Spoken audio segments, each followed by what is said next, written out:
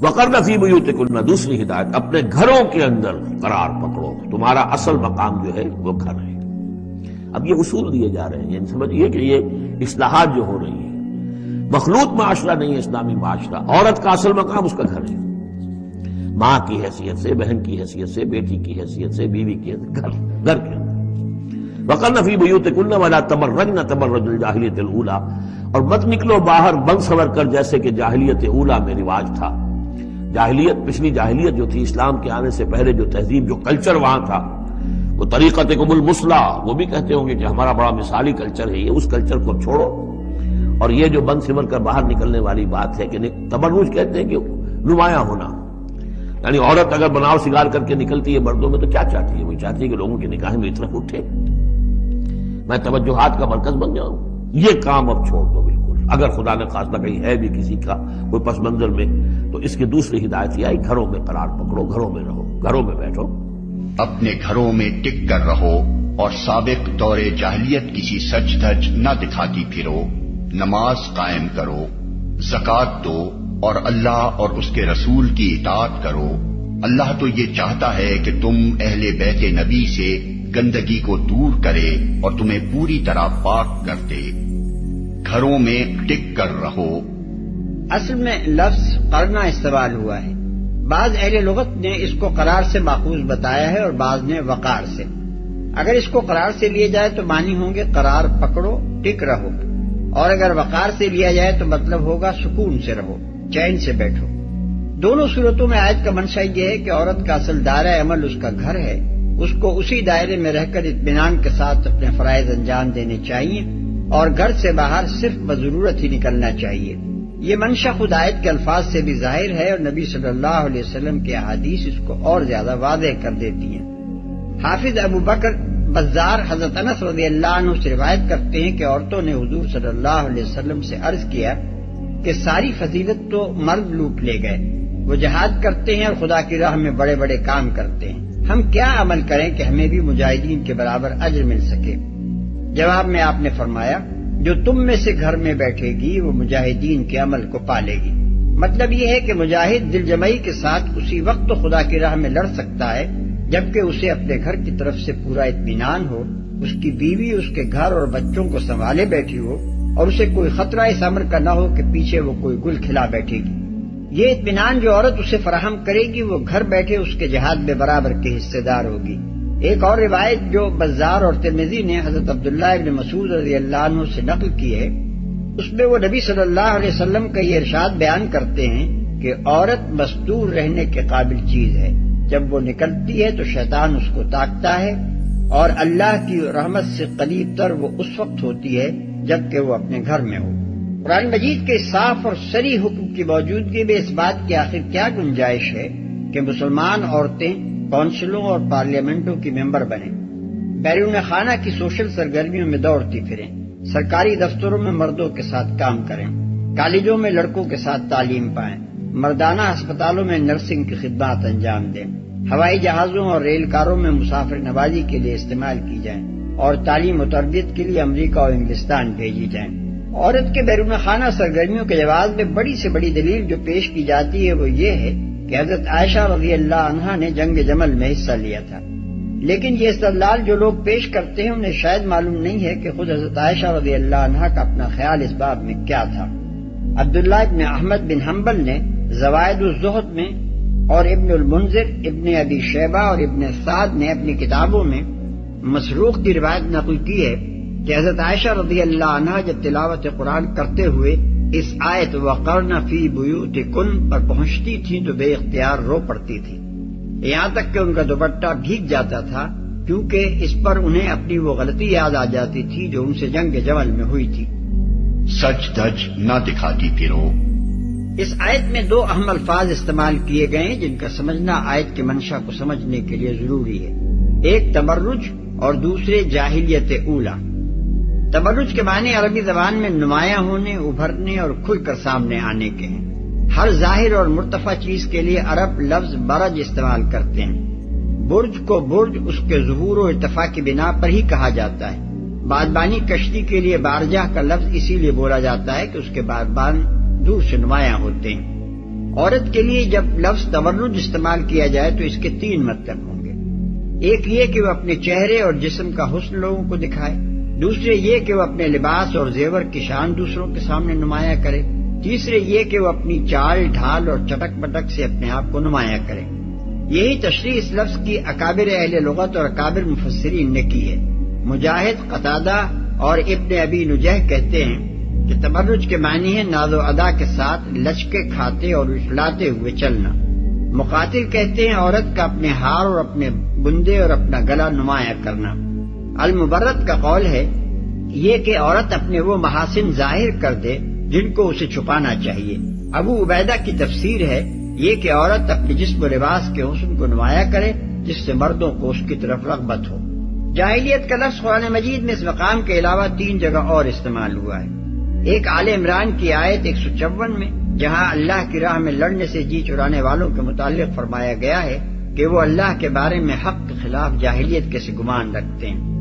دوسرے سورہ مائدہ آیت 50 میں جہاں خدا کے قانون کے بجائے کسی اور کے قانون کے مطابق اپنے مقدمات کا فیصلہ کرانے والوں کے متعلق فرمایا گیا کیا وہ جاہلیت کا فیصلہ چاہتے ہیں۔ تیسرے سورہ فتح آیت 26 میں جہاں کفار مکہ کے اس فعل کو حمیت جاہلیہ کے لفظ سے تعبیر کیا گیا ہے کہ انہوں نے محض تعصب کی بنا پر مسلمانوں کو عمرہ نہ کرنے دیا۔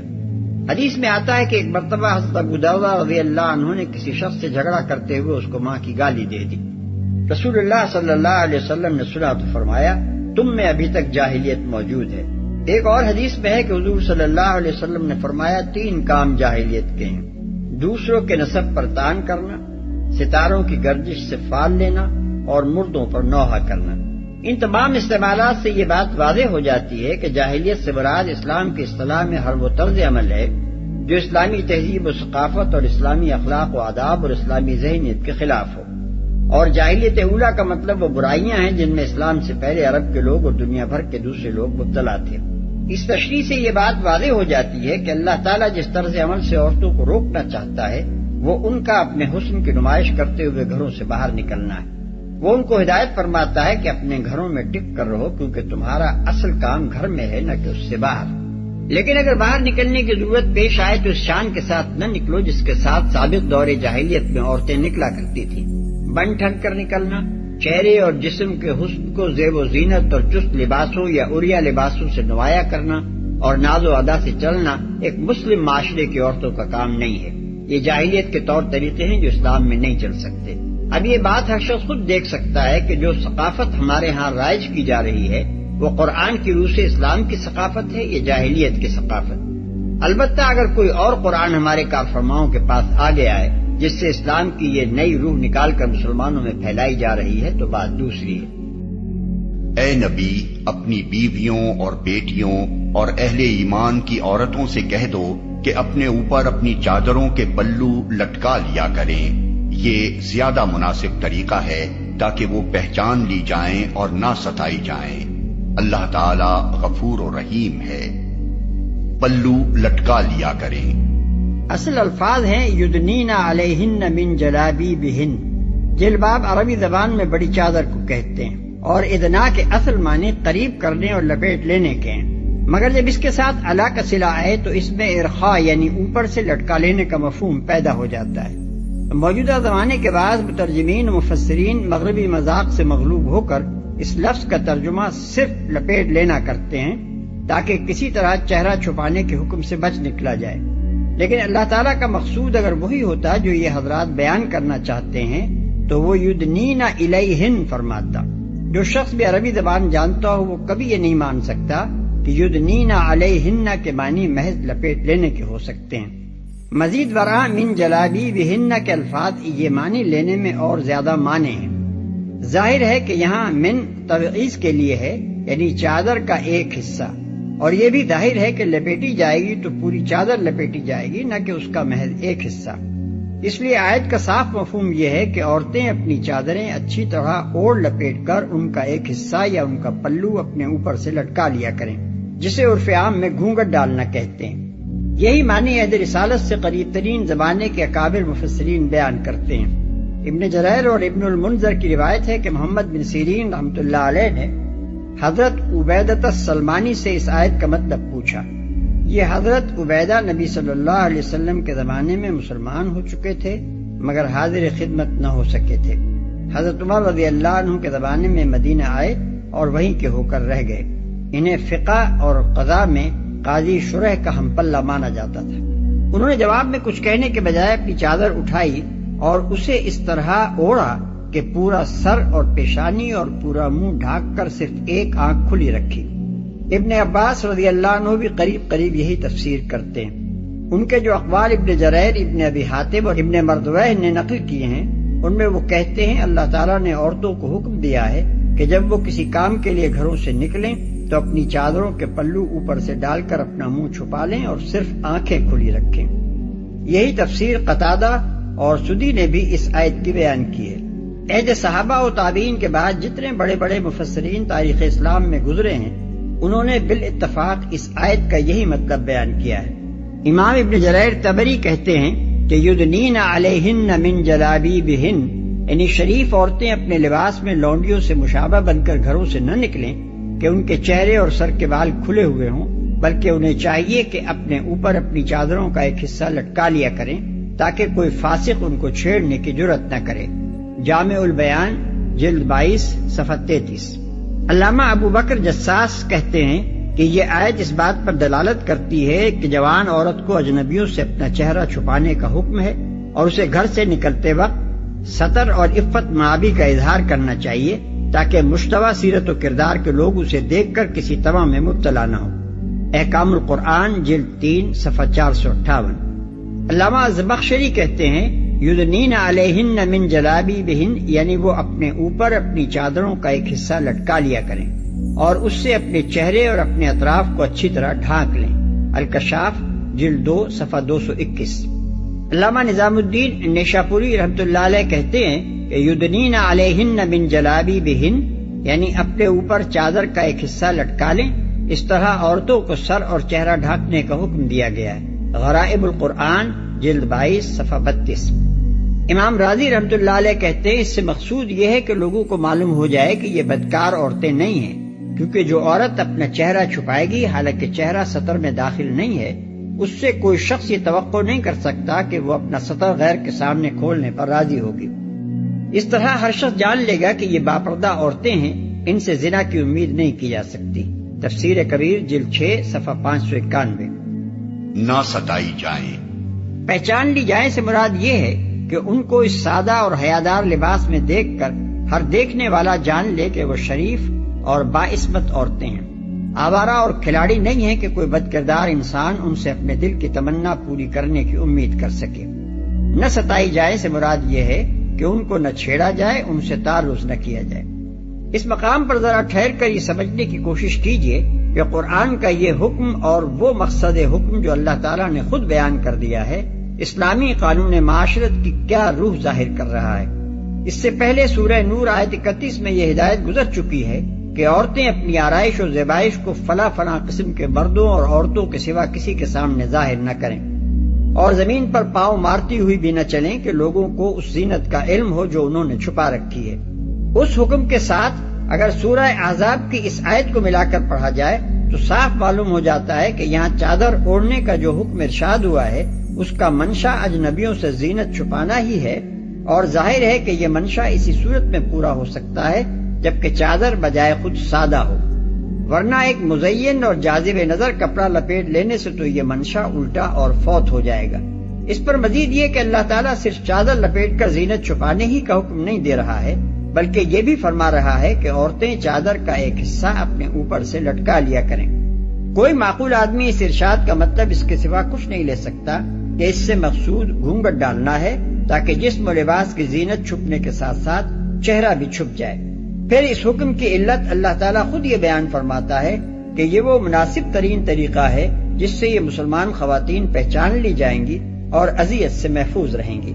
اس سے خود بخود یہ بات ظاہر ہو جاتی ہے کہ یہ ہدایت ان عورتوں کو دی جا رہی ہے جو مردوں کی چھیڑ چھاڑ اور ان کی نظر بازی اور ان کے شہوانی التفات سے لذت اندوز ہونے کے بجائے اس کو اپنے لیے تکلیف دہ اور اذیتناک محسوس کرتی ہیں، جو معاشرے میں اپنے آپ کو آبرو باختہ شمع انجمن قسم کی عورتوں میں شمار نہیں کرانا چاہتی بلکہ عفت مآب چراغ خانہ ہونے کی حیثیت سے معروف ہونا چاہتی ہیں۔ ایسی شریف اور نیک خواتین سے اللہ تعالیٰ فرماتا ہے کہ اگر تم فی الواقع اس حیثیت سے معروف ہونا چاہتی ہو اور مردوں کی حوثناک توجہات حقیقت میں تمہارے لیے موجب لذت نہیں بلکہ موجب اذیت ہیں، تو پھر اس کے لیے مناسب طریقہ یہ نہیں ہے کہ تم خوب بناؤ سگھاڑ کر کے پہلی رات کی دلہن بن کر گھروں سے نکلو اور دیکھنے والوں کی حریص نگاہوں کے سامنے اپنا حسن اچھی طرح نکھار کر پیش کرو، بلکہ اس غرض کے لیے تو مناسب ترین طریقہ یہی ہو سکتا ہے کہ تم ایک سادہ چادر میں اپنی ساری آرائش و زیبائش کو چھپا کر نکلو، اپنے چہرے پر گھونگھٹ ڈالو اور اس طرح چلو کہ زیور کی جھنکار بھی لوگوں کو تمہاری طرف متوجہ نہ کرے۔ جو عورت باہر نکلنے سے پہلے بنٹھن کر تیار ہوتی ہے اور اس وقت تک گھر سے قدم نہیں نکالتی جب تک کہ ساتھ سنگھار نہ کر لے، اس کی غرض اس کے سوا آخر اور کیا ہو سکتی ہے کہ وہ دنیا بھر کے مردوں کے لیے اپنے آپ کو جنت نگاہ بنانا چاہتی ہے اور انہیں خود دعوت التفات دیتی ہے۔ اس کے بعد اگر وہ یہ کہتی ہے کہ دیکھنے والوں کی بھوکی نگاہیں اسے تکلیف دیتی ہیں، اس کے بعد اگر اس کا دعویٰ یہ ہے کہ وہ معاشرے کی بیگم اور مقبول عام خاتون ہونے کی حیثیت سے معروف نہیں ہونا چاہتی بلکہ عفت مآب گھر گرہستن بن کر رہنا چاہتی ہے، تو یہ ایک فریب کے سوا اور کچھ نہیں ہے۔ انسان کا قول اس کی نیت متعین نہیں کرتا بلکہ اس کی اصل نیت وہ ہوتی ہے جو اس کے عمل کی شکل اختیار کرتی ہے۔ لہذا جو عورت جاذب نظر بن کر غیر مردوں کے سامنے جاتی ہے، اس کا یہ عمل خود ظاہر کر دیتا ہے کہ اس کے پیچھے کیا محرکات کام کر رہے ہیں۔ اسی لیے فتنے کے طالب لوگ اس سے وہی توقعات وابستہ کرتے ہیں جو ایسی عورت سے وابستہ کی جا سکتی ہیں۔ قرآن عورتوں سے کہتا ہے کہ تم بیک وقت چراغ خانہ اور شمع انجمن نہیں بن سکتی ہو۔ چراغ خانہ بننا ہے تو ان طور طریقوں کو چھوڑ دو جو شمع انجمن بننے کے لیے موزوں ہیں اور وہ طرز زندگی اختیار کرو جو چراغ خانہ بننے میں مددگار ہو سکتا ہے۔ کسی شخص کی ذاتی رائے خواہ قرآن کے موافق ہو یا اس کے خلاف، اور وہ قرآن کی ہدایت کو اپنے لیے ضابطۂ عمل کی حیثیت سے قبول کرنا چاہے یا نہ چاہے، بہرحال اگر وہ تعبیر کی بددیانتی کا ارتکاب نہ کرنا چاہتا ہو تو وہ قرآن کا منشا سمجھنے میں غلطی نہیں کر سکتا۔ وہ اگر منافق نہیں ہے تو صاف صاف یہ مانے گا کہ قرآن کا منشا وہی ہے جو اوپر بیان کیا گیا ہے۔ اس کے بعد جو خلاف ورزی بھی وہ کرے گا یہ تسلیم کر کے کرے گا کہ وہ قرآن کے خلاف عمل کر رہا ہے یا قرآن کی ہدایت کو غلط سمجھتا ہے۔ اللہ تعالی غفور و رحیم ہے۔ یعنی پہلے جاہلیت کی حالت میں جو غلطیاں کی جاتی رہی ہیں اللہ اپنی مہربانی سے ان کو معاف کر دے گا، بشرطے کہ اب صاف صاف ہدایت مل جانے کے بعد تم اپنے طرز عمل کی اصلاح کر لو اور جان بوجھ کر اس کی خلاف ورزی نہ کرو۔ پہلی بات تو یہ کہ سورہ نور کا جو چیپٹر ہے وہ گھر کے اندر کے آداب ہیں۔ اگر آپ وہ پڑھیں تو آپ کو پتہ چلتا ہے وہ چیپٹر شروع ہی تب ہوتا ہے کہ جب تم کسی کے گھر میں داخل ہو، اس کے بعد پھر محرم کون ہے، نان محرم کون ہے، نامحرم کون ہے، اور پھر بالکل باہر کے بندے کے ساتھ خواتین کا کس طریقے کا پردہ ہوگا، گھر کے اپنے مرد حضرات جو کہ خاوند کے آگے سے رشتہ دار ہیں ان کے ساتھ کیا رویہ ہوگا پردے کا، وہ والا چیپٹر ڈسکس ہوا ہوا ہے۔ جیسے ہی سورہ احزاب کی باری آئے گی تو وہ خود ہی سمجھ آ رہتی ہے کہ وہیں سے سمجھ آ جاتی ہے کہ وہ جب عورت گھر سے باہر نکلے گی تو اس کے ساتھ پردے کا کیا انتظام کرنا ہے، اور وہ بڑا کلیئر حکم ہے۔ اللہ کے نبی صلی اللہ علیہ وسلم کی بیویوں کے بارے میں لوگ کہتے ہیں، اور ہوا تو تھا واقعہ کہ وہ لوگ پھر تنگ کرنا شروع ہو گئے تھے کہ ہمیں پتہ نہیں تھا کہ وہ آپ کے گھر کی بیویاں ہیں، تو پوری کی پوری امت کی بیویوں پہ حکم کیوں آ گیا پھر؟ اور اگر یہ مان بھی لیا جائے کہ ہاں جی وہ مسلمان آزاد عورتوں کو جان کے تنگ کرتے تھے، ساری آزاد عورتوں کو، تو نعوذ باللہ اللہ تعالیٰ کی وہ آیت، اس میں بھی دو شاخیں ہیں پھر، ایک تو کیا وہ اللہ کی آیت پھر کیا تنسیخ منسوخ ہو گئی ہے نعوذ باللہ، اور اگر نہیں ہوئی تو کیا پھر وہ اسی صرف واقعے کے اوپر مختص کرنے کی جو ہم نے ضرورت کی ہے کہ ویسا ہی واقعہ دوبارہ ہوگا تب وہ والی احکام ٹریگر ہوں گے، تو پھر وہ والا واقعہ تو 1400 سال کیا حضرت آدم سے چلتا ہوا آ رہا ہے، عورتوں کو باہر مردوں نے تنگ کیا ہوا ہے، وہ تو بعد میں مسلمانوں کو پہچاننا نہ پہچاننے کے اوپر اتنا کوئی کمپلیکیشن، یہ دماغ کی اپنی ایک کمپلیکیشن ہے جو خود کریٹ کرنی چاہے کوئی بندہ تو ہو کہ نہیں وہ مسلمان اگر عورت ہوگی تو وہ والے لوگ اس طرح کے لوگ باہر پائے جائیں گے جو کہ آپ کو غیر مسلم سمجھ کے چھیڑیں گے، اس لیے صرف ان لوگوں کے ہوتے ہوئے مسلمان عورتوں نے منہ کو کور کرنا ہے۔ تو یہ تو ایک زبردستی ایک کوئی ایسی کنفیوژن کو اپنے اندر کوئی دل میں کوئی مرض پال رہا ہو تو ہو، ورنہ تو ایک بڑی سمپلسٹی سے دیکھا جائے کہ سورہ نور کا چیپٹر گھر کے اندر کے آداب بتاتا ہے۔ سورہ احزاب کی آیت جو ہے وہ وہ گھر کے باہر کے آداب بتاتی ہے. اور حکم بھی ایسے ہی آیا کہ اے نبی اپنی بیویوں اور بیٹیوں سے کہہ دو اور مسلمانوں کی بیویوں اور بیٹیوں سے کہہ دو کہ جب گھر سے باہر نکلیں تو پھر ان کے پردے کے آداب کیا ہیں. سو یہ جو اور اگر سمجھ لیں کہ سورہ نور ہی ہے, صرف اس کے علاوہ کوئی پردہ نہیں ہے, تو پھر آپ مجھے بتائیں باقی کے آداب کہاں ہیں؟ مطلب پھر تو سطر ظاہر, اس میں تو سطر کا کانسیپٹ ہی کلیئر نہیں ہوتا کہ عورت کا کہاں پہ کیا کیا چیزیں اس نے عیاں کرنی کیا نہیں کر سکتی, اسپیشلی گھر کے باہر. سو یہ معاملہ جو ہے نا وہ اس کو سورہ نور کو جو گھر کے اندر رکھیں, یہ چیپٹر ہے اور وہ سٹارٹ بھی ایسے ہوتا ہے, اور سورہ احزاب کو باہر. According to the tilt of the human beings, جس طریقے سے گناہ کا دور شروع ہوا اور بڑھتے سے بڑھتا جا رہا ہے, تو ہمیں تو کنسیپچولی سب سے پہلے ہمیں سورہ احزاب کی طرف رجوع کرنا چاہیے کہ یار اس وقت تو اکا دکا ایسا واقعہ ہوگا, اب تو روز ہوتا ہے. پہلے کہاں ایسے واقعات ہوتے تھے کہ 4 سال کی بچیاں ریپ ہوتی تھیں, عرب میں ایسا کبھی نہیں ہوتا تھا. اور یہاں پہ تو 4 سال کی بچی نہیں محفوظ, اور یہ کہہ رہے ہیں عورت کا منہ کیوں کور کریں, سورہ نور میں نہیں آیا ہوا. ان لوگوں کو تو چاہیے کہ لوہے کے ڈھکنوں میں عورتوں کو باہر بھیجا کریں, جس طریقے سے جو معاملات چل رہے ہیں. سو یہ ایک الگ بحث ہے جس کے اوپر ہم ایک نجی بحث کرنا شروع ہو جائیں کہ معاملات اس وقت کیا تھے کیا نہیں تھے. ابھی وہ معاملات اس سے کئی زیادہ بدتر ہیں. رہی بات آپ کے سوال کی, تو وہ چیپٹر انڈورس اور آؤٹ ڈورس کے الگ الگ ہیں. اچھا, یہ جو آپ نے بات بتائی ہے یہ بڑی عجیب آپ نے بتایا کہ انڈور پردہ اور ہے اور آؤٹ ڈور کا پردہ اور ہے. یہ تو مولوی بھی, یہ تو کسی مولوی نے بھی آج تک کسی سے یہ بات نہیں سنی ان سے. تو یہ بڑا نیا ایک آپ نے کانسیپٹ نکالا ہے اور معاملے کو اور کمپلیکیٹ کر دیا. اور دوسرا میرا سوال آپ سے یہ ہے کہ اگر پردہ سچویشنل تھا باہر کا, کہ وہ ہراسمنٹ تھی اور اس کی وجہ سے وہ کر رہے تھے, تو اب تو پردے کے اندر بھی عورتیں ہراس ہوتی ہیں, باہر پورا نقاب کر کے بھی پھر بھی ہراس ہوتی ہیں. بلکہ باہر کے ملک میں تو نقاب والی زیادہ ہراس ہوتی ہے. وہ منی اسکرٹ میں جائے تو پھر ہراس شاید نہ ہو, لیکن نقاب میں تو جتنا وہاں پہ جو اسلاموفوبیا ہے بالکل, وہ تو الٹا اس کو اور زیادہ ہراس کرتے ہیں. تو پھر اس کو تو اتار دینا چاہیے. بالکل. 2 باتیں آپ نے کی. ایک تو کہ یہ نئی بات ہے کہ سورہ نور جو ہے وہ گھر کے اندر کے آداب بتا رہی ہے اور سورہ احزاب باہر کے, تو وہ تو آپ عربی پڑھیں گے تو خود ہی سمجھ آ جائے گا. بہرحال یہ بات نئی ہے کہ نہیں, یہ 1400 سال سے اس بات پہ تو اجماع امت ہے کہ سورہ نور جو ہے وہ سورہ جو احزاب ہے وہی ہے پردے کی اصلی آیت. یہ تو بعد میں ایک بڑی ریسنٹ بحث ہے علماء کرام کی کہ سورہ نور, بلکہ یہ 1% فریکشن کو بھی ریپرزینٹ نہیں کرتی علماء کرام کے کہ جو پردے کی آیات ہیں وہ سورہ احزاب سے آ رہی ہیں, جو پردے کے احکام ہیں وہ سورہ احزاب کو اس میں شامل نہ کیا جائے. اور یہ جو آپ نے کہا کہ جو سچویشنل ہیزرڈ جو ہے وہ ابھی بڑا ریسنٹ ڈیولپمنٹ یہ ہے کہ جو پردہ کرے گی وہ زیادہ ہراس ہوگی تو اس کو پردہ ہی اتار دینا چاہیے.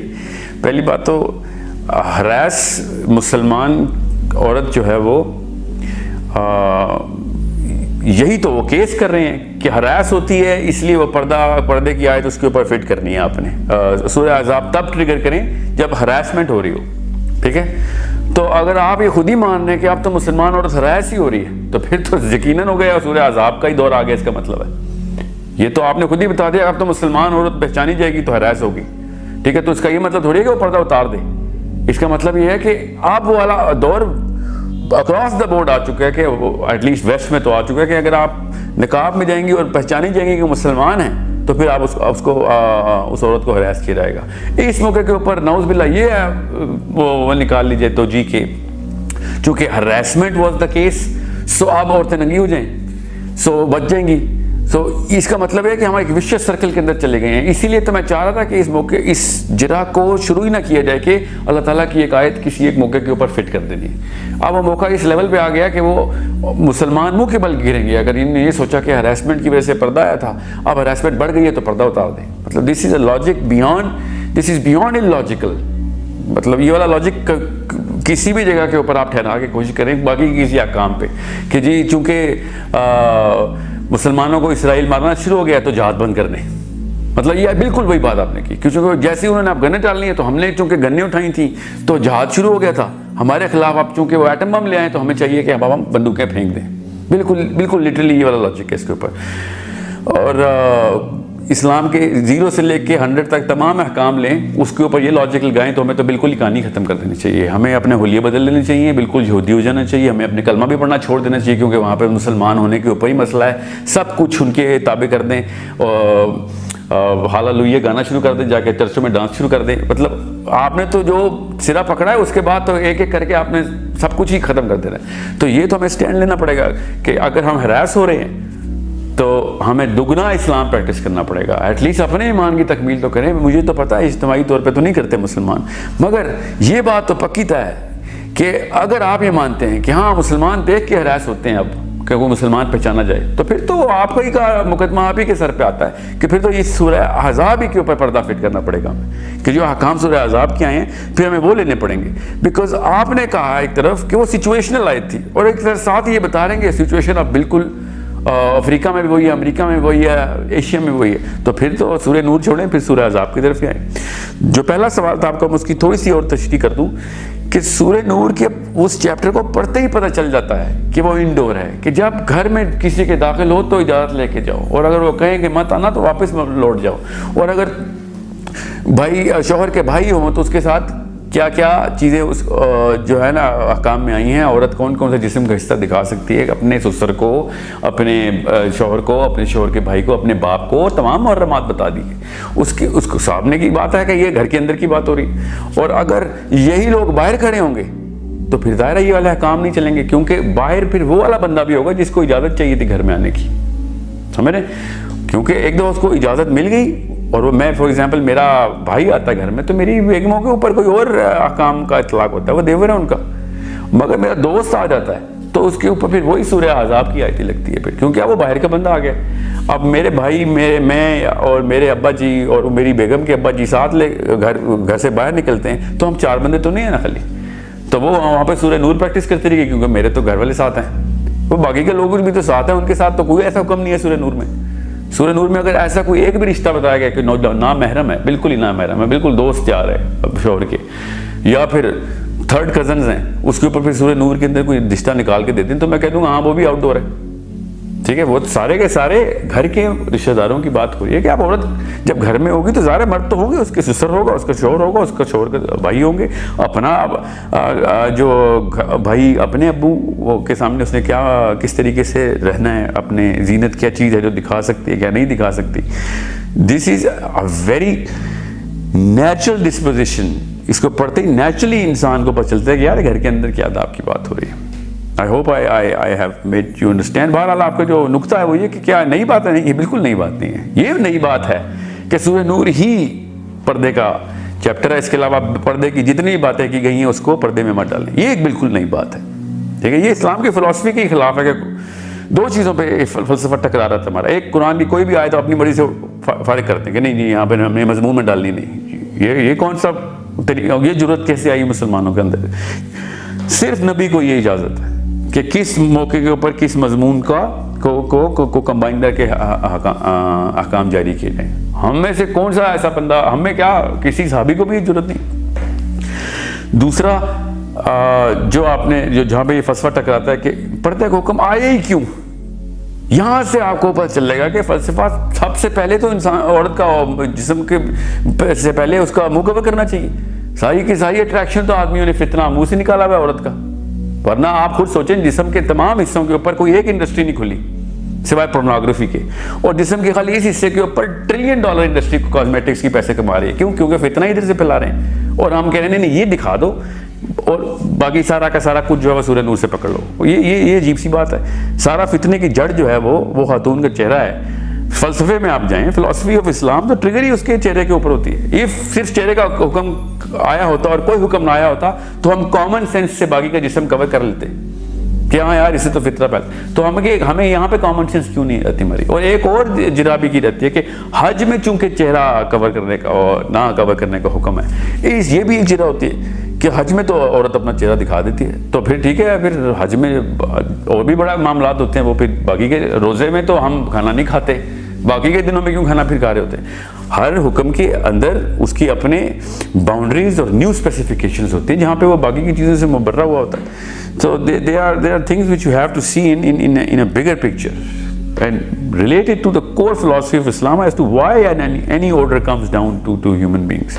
If you cannot correlate these two things, तो फिर तो बहस की तो मतलब कोई लिमिट ही नहीं है ना कि हम कहाँ कर सकें, और इसीलिए बहसें खुल रही हैं. और ए नबी, मोमिन औरतों से कह दो कि अपनी नजरें बचा कर रखें और अपनी शर्मगाहों की हिफाजत करें और अपना बनाव सिंगार न दिखाएं बजुज उसके जो खुद जाहिर हो जाए, और अपने सीनों पर अपनी ओढ़नियों के आंचल डाले रहें. वो अपना बनाव सिंगार न जाहिर करें मगर इन लोगों के सामने शौहर, बाप, शौहरों के बाप, अपने बेटे, शौहरों के बेटे, भाई, भाइयों के बेटे, बहनों के बेटे, अपने मेल जोल की औरतें, अपने ममलूक, वो जेर दस्त मर्द जो किसी और किस्म की गरज न रखते हों, और वो बच्चे जो औरतों की पोशीदा बातों से अभी वाकिफ न हुए हों. वो अपने पांव जमीन पर मारती हुई न चला करें कि अपनी जो जीनत उन्होंने छुपा रखी हो उसका लोगों को इल्म हो जाए. ए मोमिनो, तुम सब मिलकर अल्लाह से तौबा करो, तवक्को है कि फलाह पाओगे. अपनी नजरें बचा कर रखें. औरतों के लिए भी गद्दे बसर के अहकाम वही हैं जो मर्दों के लिए, यानी उन्हें कस्दन गैर मर्दों को न देखना चाहिए, निगाह पड़ जाए तो हटा लेनी चाहिए, और दूसरों के सतर को देखने से परहेज करना चाहिए. लेकिन मर्द के औरत को देखने की बनिस्बत औरत के मर्द को देखने के मामले में अहकाम थोड़े से मुख्तलिफ हैं. एक तरफ हदीस में हमको वाक़या मिलता है कि हजरत उम्मे सलमा रज़ी अल्लाह अन्हा और हजरत मैमूना रज़ी अल्लाह अन्हा नबी सल्लल्लाहु अलैहि वसल्लम के पास बैठी थीं. इतने में हजरत इब्ने उम्मे मक्तूम आ गए.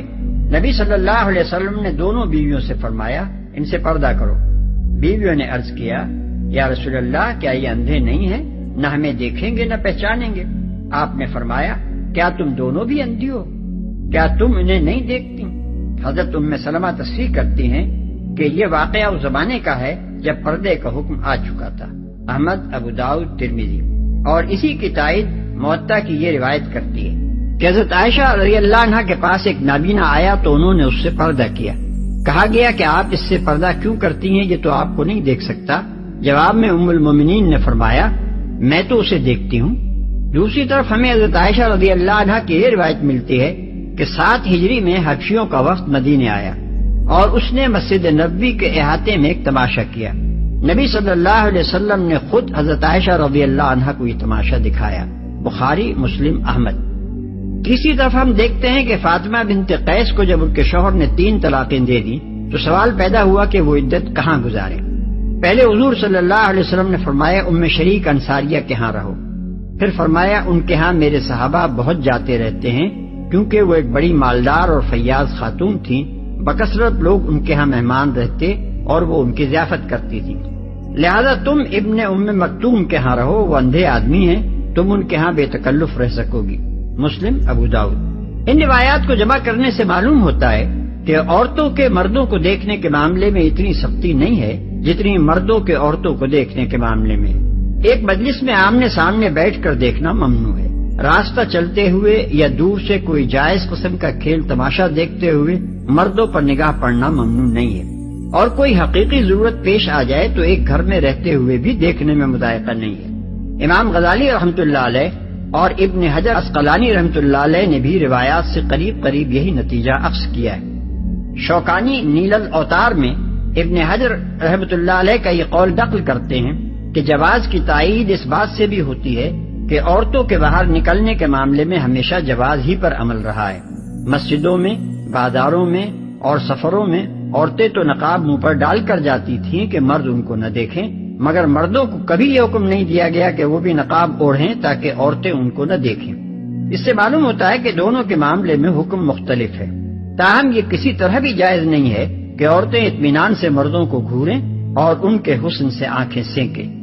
अपनी शर्मगाहों की हिफाजत करें, यानी नाजायज शहवतरानी से भी परहेज करें और अपना सतर दूसरों के सामने खोलने से भी. इस मामले में औरतों के लिए भी वही अहकाम हैं जो मर्दों के लिए हैं, लेकिन औरत के सतर के हुदूद मर्दों से मुख्तलिफ हैं. नीज औरत का सतर मर्दों के लिए अलग है और औरतों के लिए अलग. मर्दों के लिए औरत का सतर हाथ और मुंह के सिवा उसका पूरा जिस्म है, जिसे शौहर के सिवा किसी दूसरे मर्द حتیٰ کہ باپ اور بھائی کے سامنے بھی نہ کھلنا چاہیے، اور عورت کو ایسا باریک یا چست لباس بھی نہ پہننا چاہیے جس سے بدن اندر سے جھلکے یا بدن کی ساخت نمایاں ہو۔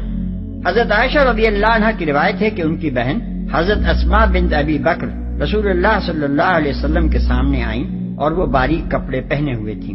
حضور صلی اللہ علیہ وسلم نے فوراً منہ پھیر لیا اور فرمایا، اسماء، جب عورت بالغ ہو جائے تو جائز نہیں ہے کہ منہ اور ہاتھ کے سوا اس کے جسم کا کوئی حصہ نظر آئے۔ ابو داؤد۔ اسی قسم کا ایک اور واقعہ ابن جریر نے حضرت عائشہ سے روایت کیا ہے کہ ان کے ہاں ان کے اخیافی بھائی عبداللہ بن طفیل کی صاحبزادی آئی ہوئی تھی۔ رسول اللہ صلی اللہ علیہ وسلم گھر میں تشریف لائے تو انہیں دیکھ کر منہ پھیر لیا۔ حضرت عائشہ نے عرض کیا، یا رسول اللہ، یہ میری بھتیجی ہے۔ آپ نے فرمایا، جب عورت بالغ ہو جائے تو اس کے لیے حلال نہیں ہے کہ وہ ظاہر کرے اپنے منہ کے سوا اور اپنے ہاتھ کے سوا، اور ہاتھ کی حد آپ نے خود اپنی کلائی پر ہاتھ رکھ کر اس طرح بتائی کہ آپ کی مٹھی اور ہتھیلی کے درمیان صرف ایک مٹھی کی جگہ اور باقی تھی۔ اس معاملے میں صرف اتنی رعایت ہے کہ اپنے محرم رشتہ داروں مثلا باپ، بھائی وغیرہ کے سامنے عورت اپنے جسم کا اتنا حصہ کھول سکتی ہے جسے گھر کا کام کاج کرتے ہوئے کھولنے کی ضرورت پیش آتی ہے، جیسے آٹا گوندتے ہوئے آستینے اوپر چڑھا لینا یا گھر کا فرش دھوتے ہوئے پائچے کچھ اوپر کر لینا۔ اور عورت کے لیے عورت کے سطر کے حدود وہی ہیں جو مرد کے لیے مرد کے سطر کے ہیں، یعنی ناف اور گھٹنے کے درمیان کا حصہ۔ اس کا یہ مطلب نہیں ہے کہ عورتوں کے سامنے عورت نیم برہ نہ رہے، بلکہ مطلب صرف یہ ہے کہ ناف اور گھٹنے کے درمیان کا حصہ ڈھانکنا فرض ہے اور دوسرے حصوں کا ڈھانکنا فرض نہیں ہے۔ اور یہ بات نگاہ میں رہے کہ شریعت الہی عورتوں سے صرف اتنا ہی مطالبہ نہیں کرتی جو مردوں سے اس نے کیا ہے، یعنی نظر بچانا اور شرمگاہوں کی حفاظت کرنا، بلکہ وہ ان سے کچھ اور مطالبے بھی کرتی ہے جو اس نے مردوں سے نہیں کیے ہیں۔ اس سے صاف ظاہر ہے کہ اس معاملے میں عورت اور مرد یکساں نہیں ہیں۔ بناؤ سنگھار نہ دکھائیں۔ بناؤ سنگھار ہم نے زینت کا ترجمہ کیا ہے، جس کے لیے دوسرا لفظ آرائش بھی ہے۔ اس کا اطلاق 3 چیزوں پر ہوتا ہے: خوشنما کپڑے، زیور اور سر، منہ، ہاتھ، پاؤں وغیرہ کی مختلف آرائشیں جو بالعموم عورتیں دنیا میں کرتی ہیں، جن کے لیے موجودہ زمانے میں میک اپ کا لفظ بولا جاتا ہے۔ یہ بناؤ سنگھار کس کو نہ دکھایا جائے، اس کی تفصیل آگے آ رہی ہے۔ جو خود ظاہر ہو جائے۔ اس آیت کے مفہوم کو تفسیروں کے مختلف بیانات نے اچھا خاصا مبہم بنا دیا ہے، ورنہ بجائے خود بات بالکل صاف ہے۔ پہلے فقرے میں ارشاد ہوا ہے کہ لا یبدین زینتہن، یعنی وہ اپنی آرائش اور زیبائش کو ظاہر نہ کریں، اور دوسرے فقرے میں الا بول کر اس حکم نہی سے جس چیز کو مستثنیٰ کیا گیا ہے وہ ہے ما ظہر منہا، یعنی جو کچھ اس آرائش و زیبائش میں سے ظاہر ہو یا ظاہر ہو جائے۔ اس سے صاف مطلب یہ معلوم ہوتا ہے کہ عورتوں کو خود اس کا اظہار اور اس کی نمائش نہ کرنی چاہیے، البتہ جو آپ سے آپ ظاہر ہو جائے، جیسے چادر کا ہوا سے اڑ جانا اور کسی زینت کا کھل جانا، یا جو آپ سے آپ ظاہر ہو جیسے وہ چادر جو اوپر سے اوڑھی جاتی ہے، کیونکہ بہرحال اس کا چھپانا تو ممکن نہیں ہے، اور عورت کے جسم پر ہونے کی وجہ سے بہرحال وہ بھی اپنے اندر ایک کشش رکھتی ہے، اس پر خدا کی طرف سے کوئی مواخذہ نہیں ہے۔ یہی مطلب اس آیت کا حضرت عبداللہ ابن مسعود رضی اللہ عنہ، حسن بصری رحمۃ اللہ علیہ، ابن سیرین رحمۃ اللہ علیہ اور ابراہیم نخعی رحمۃ اللہ علیہ نے بیان کیا ہے۔ اس کے برعکس بعض مفسرین نے ما ظہر منہا کا مطلب لیا ہے جسے عادتاً انسان ظاہر کرتا ہے، اور پھر وہ اس میں منہ اور ہاتھوں کو ان کی تمام آرائشوں سمیت شامل کر دیتے ہیں، یعنی ان کے نزدیک یہ جائز ہے کہ عورت اپنے منہ کو مسی اور سرمے اور سرخی پاؤڈر سے اور اپنے ہاتھوں کو انگوٹھی، چھلے اور چوڑیوں اور کنگن وغیرہ سے آراستہ رکھ کر لوگوں کے سامنے کھولے پھرے۔ یہ مطلب ابن عباس رضی اللہ عنہ اور ان کے شاگردوں سے مروی ہے، اور فقہائے حنفیہ کے ایک اچھے خاصے گروہ نے اسے قبول کیا ہے۔ احکام القرآن جساس جلد 3 صفحہ 388 اور 389۔ لیکن ہم یہ سمجھنے سے بالکل قاصر ہیں کہ ما ظہرہ کے معنی ما یظہرو عربی زبان کے کس قاعدے سے ہو سکتے ہیں۔ ظاہر ہونے اور ظاہر کرنے میں کھلا ہوا فرق ہے، اور ہم دیکھتے ہیں کہ قرآن صریح طور پر ظاہر کرنے سے روک کر ظاہر ہونے کے معاملے میں رخصت دے رہا ہے۔ اس رخصت کو ظاہر کرنے کی حد تک وسیع کرنا قرآن کے بھی خلاف ہے اور ان روایات کے بھی خلاف جن سے ثابت ہوتا ہے کہ عہد نبوی میں حکم حجاب آ جانے کے بعد عورتیں کھلے منہ نہیں پھرتی تھیں، اور حکم حجاب میں منہ کا پردہ شامل تھا، اور احرام کے سوا دوسری تمام حالتوں میں نقاب کو عورتوں کے لباس کا ایک جز بنا دیا گیا تھا۔ پھر اس سے بھی زیادہ قابل تعجب بات یہ ہے کہ اس رخصت کے حق میں دلیل کے طور پر یہ بات پیش کی جاتی ہے کہ منہ اور ہاتھ عورت کے سطر میں داخل نہیں ہیں، حالانکہ سطر اور حجاب میں زمین و آسمان کا فرق ہے۔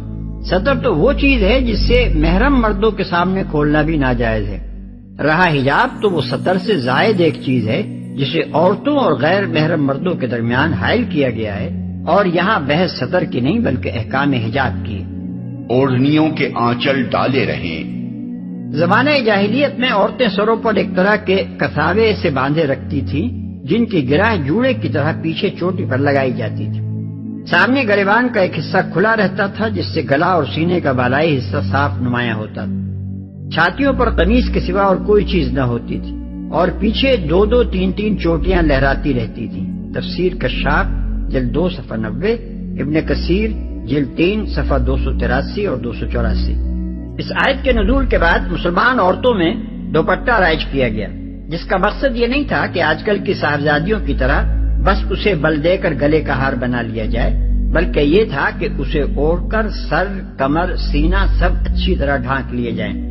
اہل ایمان خواتین نے قرآن کا یہ حکم سنتے ہی فوراً جس طرح اس کی تعمیل کی، اس کی تعریف کرتے ہوئے حضرت عائشہ رضی اللہ عنہا فرماتی ہیں کہ جب سورہ نور نازل ہوئی تو رسول اللہ صلی اللہ علیہ وسلم سے اس کو سن کر لوگ اپنے گھروں کی طرف پلٹے اور جا کر انہوں نے اپنی بیویوں اور بیٹیوں بہنوں کو اس کی آیات سنائی۔ انصار کی عورتوں میں سے کوئی ایسی نہ تھی جو آیت وَلْيَضْرِبْنَ بِخُمُرِهِنَّ عَلَى جُيُوبِهِنَّ کے الفاظ سن کر اپنی جگہ بیٹھی رہ گئی ہو۔ ہر ایک اٹھی اور کسی نے اپنا کمر پٹا کھول کر اور کسی نے چادر اٹھا کر فوراً اس کا دوپٹہ بنایا اور اوڑھ لیا۔ دوسرے روز صبح کی نماز کے وقت جتنی عورتیں مسجد نبوی میں حاضر ہوئیں سب دوپٹے اوڑھے ہوئے تھیں۔ اسی سلسلے کی ایک اور روایت میں حضرت عائشہ رضی اللہ عنہا مزید یہ تفصیل بتاتی ہیں کہ عورتوں نے باریک کپڑے چھوڑ کر اپنے موٹے موٹے کپڑے چھانٹے اور ان کے دوپٹے بنائے۔ ابن کثیر جلد 3 صفحہ 284، ابو داؤد کتاب اللباس۔ یہ بات کہ دوپٹہ باریک کپڑے کا نہ ہونا چاہیے، ان احکام کے مزاج اور مقصد پر غور کرنے سے خود ہی آدمی کی سمجھ میں آ جاتی ہے۔ چنانچہ انصار کی خواتین نے حکم سنتے ہی سمجھ لیا تھا کہ اس کا منشا کس طرح کے کپڑے کا دوپٹہ بنانے سے پورا ہو سکتا ہے، لیکن صاحب شریعت صلی اللہ علیہ وسلم نے اس بات کو بھی صرف لوگوں کے فہم پر نہیں چھوڑ دیا بلکہ خود اس کی تصریح فرما دی۔ وہی عقل بھی کہتے ہیں کہ نبی صلی اللہ علیہ وسلم کے پاس مصر کی بنی ہوئی باریک ململ یعنی قباتی آئی، آپ نے اس میں سے ایک ٹکڑا مجھے دیا اور فرمایا ایک حصہ پھاڑ کر اپنا کرتا بنا لو اور ایک حصہ اپنی بیوی کو دوپٹہ بنانے کے لیے دے دو، مگر ان سے کہہ دینا کہ اس کے نیچے ایک اور کپڑا لگا لیں تاکہ جسم کی ساخت اندر سے نہ جھلکے۔ ابو داؤد کتاب اللباس۔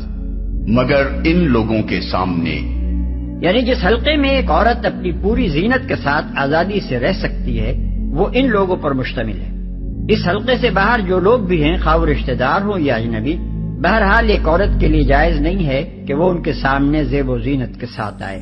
وَلَا يُبْدِينَ زِينَتَهُنَّ إِلَّا مَا ظَهَرَ مِنْهَا کے فقرے میں جو حکم دیا گیا تھا اس کا مطلب یہاں کھول دیا گیا ہے کہ اس محدود حلقے سے باہر جو لوگ بھی ہوں ان کے سامنے ایک عورت کو اپنی آرائش قصدن یا بے پرواہی کے ساتھ خود نہ ظاہر کرنی چاہیے، البتہ جو ان کی کوشش کے باوجود یا ان کے ارادے کے بغیر ظاہر ہو جائے یا جس کا چھپانا ممکن نہ ہو وہ اللہ کے ہاں معاف ہے۔ شوہروں کے باپ، اصل میں لفظ آبا استعمال ہوا ہے جس کے مفہوم میں صرف باپ ہی نہیں بلکہ دادا پردادا اور نانا پرنانا بھی شامل ہے۔ لہذا ایک عورت اپنی ددیال اور ننیال اور اپنے شوہر کی ددیال اور ننیال کے ان سب بزرگوں کے سامنے اسی طرح آ سکتی ہے جس طرح اپنے والد اور خسر کے سامنے آ سکتی ہے۔ شوہروں کے بیٹے، بیٹوں میں پوتے پرپوتے اور نواسے پرنواسے سب شامل ہیں اور اس معاملے میں سگے سوتیلے کا کوئی فرق نہیں ہے۔ اپنے سوتیلے بچوں کی اولاد کے سامنے عورت اسی طرح آزادی کے ساتھ اظہار زینت کر سکتی ہے جس طرح خود اپنی اولاد اور اولاد کی اولاد کے سامنے کر سکتی ہے۔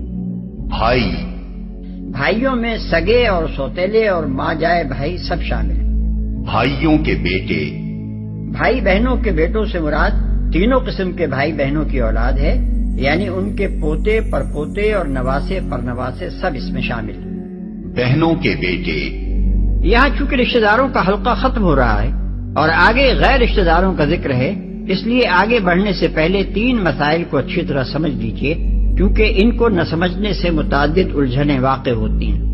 پہلا مسئلہ یہ ہے کہ بعض لوگ اظہار زینت کی آزادی کو صرف ان رشتہ داروں تک محدود سمجھتے ہیں جن کا نام یہاں لیا گیا ہے، باقی سب لوگوں کو، حتیٰ کہ سگے چچا اور سگے ماموں تک کو ان رشتہ داروں میں شمار کرتے ہیں جن سے پردہ کیا جانا چاہیے، اور دلیل یہ دیتے ہیں کہ ان کا نام قرآن میں نہیں لیا گیا ہے، لیکن یہ بات صحیح نہیں ہے۔ سگے چچا اور ماموں تو درکنار، نبی صلی اللہ علیہ وسلم نے تو رضائی چچا اور ماموں سے بھی پردہ کرنے کی حضرت عائشہ رضی اللہ عنہ کو اجازت نہ دی۔ صحیح ستہ اور مسند احمد میں حضرت عائشہ رضی اللہ عنہ کی اپنی روایت ہے کہ ابو القیس کے بھائی افلاح ان کے ہاں آئے اور اندر آنے کی اجازت طلب کی۔ چونکہ پردے کا حکم آ چکا تھا، اس لیے حضرت عائشہ رضی اللہ عنہ نے اجازت نہ دی۔ انہوں نے کہلا بھیجا کہ تم تو میری بھتیجی ہو، کیونکہ میرے بھائی ابو القیس کی بیوی کا تم نے دودھ پیا ہے۔ لیکن حضرت عائشہ رضی اللہ عنہ کو اس میں تامل تھا کہ یہ رشتہ بھی ایسا ہے جس میں پردہ اٹھا دینا جائز ہو۔ اتنے میں رسول اللہ صلی اللہ علیہ وسلم تشریف لے آئے اور فرمایا کہ وہ تمہارے پاس آ سکتے ہیں۔ اس سے معلوم ہوا کہ نبی صلی اللہ علیہ وسلم نے خود اس آیت کو اس معنی میں نہیں لیا ہے کہ اس میں جن جن رشتہ داروں کا ذکر آیا ہے ان سے پردہ نہ ہو اور باقی سب سے ہو، بلکہ آپ نے اس سے یہ اصول اخذ کیا ہے کہ جن جن رشتہ داروں سے ایک عورت کا نکاح حرام ہے وہ سب اسی آیت کے حکم میں داخل ہیں، مثلا چچا، ماموں، داماد اور رضائی رشتہ دار۔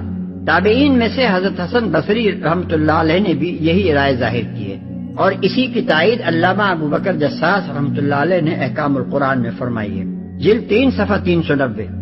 دوسرا مسئلہ یہ ہے کہ جن رشتہ داروں سے ابدی حرمت کا رشتہ نہ ہو، یعنی جن سے ایک کنواری یا بیوہ عورت کا نکاح جائز ہو، وہ نہ تو محرم رشتہ داروں کے حکم میں ہیں کہ عورتیں بے تکلف ان کے سامنے اپنی زینت کے ساتھ آئیں، اور نہ بالکل اجنبیوں کے حکم میں کہ عورتیں ان سے ویسا ہی مکمل پردہ کریں جیسا غیر سے کیا جاتا ہے۔ ان دونوں انتہاؤں کے درمیان ٹھیک کیا رویہ ہونا چاہیے، یہ شریعت میں متعین نہیں کیا گیا ہے، کیونکہ اس کا تعین ہو نہیں سکتا۔ اس کے حدود مختلف رشتہ داروں کے معاملے میں ان کے رشتے، ان کی عمر، عورت کی عمر، خاندانی تعلقات و روابط اور فریقین کے حالات، مثلا مکان کا مشترک ہونا یا الگ الگ مکانوں میں رہنا کے لحاظ سے لامحالہ مختلف ہوں گے اور ہونے چاہیے۔ اس معاملے میں نبی صلی اللہ علیہ وسلم کا اپنا طرز عمل جو کچھ تھا، اس سے ہم کو یہی رہنمائی ملتی ہے۔ بکثرت احادیث سے ثابت ہے کہ حضرت اسماء رضی اللہ عنہا بنت ابی بکر، جو نبی صلی اللہ علیہ وسلم کی سالی تھی، آپ کے سامنے ہوتی تھی اور آخر وقت تک آپ کے اور ان کے درمیان کم از کم چہرے اور ہاتھوں کی حد تک کوئی پردہ نہ تھا۔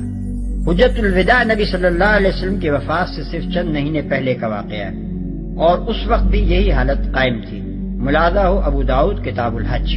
اسی طرح حضرت ام ہانی رضی اللہ عنہا، جو ابو طالب کی صاحبزادی اور نبی صلی اللہ علیہ وسلم کی چچازاد بہن تھی، آخر وقت تک حضور صلی اللہ علیہ وسلم کے سامنے ہوتی رہیں، اور کم از کم منہ اور چہرے کا پردہ انہوں نے آپ سے کبھی نہیں کیا۔